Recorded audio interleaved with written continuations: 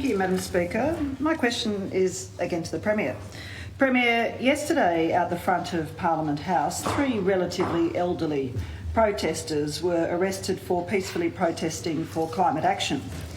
They're part of a global movement of everyday citizens who are fed up with government inaction on climate and taking their message to the streets. Premier, clearly discomforted by these protesters and their message, in response, the Queensland and New South Wales governments are threatening to ban these peaceful protesters, and federal ministers are threatening further crackdowns to silent climate protesters in breach of our obligations under the International Covenant on Civil and Political Rights. Premier, will you today give a clear and unequivocal commitment that you won't lurch down the road of authoritarianism like your state and federal colleagues from both parties, and that Tasmanian citizens taking peaceful civil protest actions for a safe climate will continue to be able to do so under the current legal framework? Thank you. The Honourable the Premier. Thank you, Madam Speaker. Thank you to the member for the question.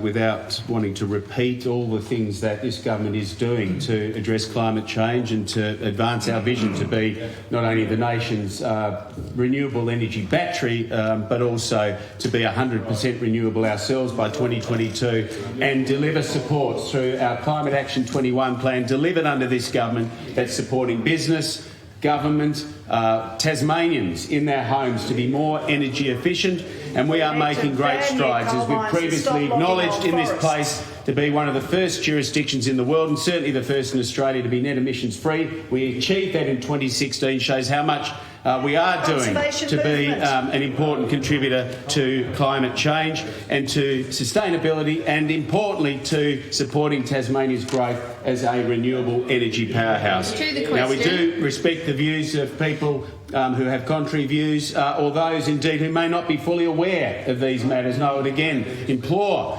members in this place to ensure that those who have concerns about what the Tasmanian government is doing to point them to our Climate Action 21 plan and those initiatives and the progress we have made, so that we can proudly say that in Tasmania we are certainly doing our bit. We respect the right for people to peacefully express their views and to protest as well. We have a very strong view, not well supported by the Labor Party, who claim to be the best friends of the worker, to protect people in their place of work from being inhibited from doing that by protests which are unlawful and which are disruptive to their place of work. And we've endeavoured to provide additional support to ensure our laws are strong enough to protect people and their right to go to work. And we wish we'd had more support from the party of the workers, as they claim to be, to get that through.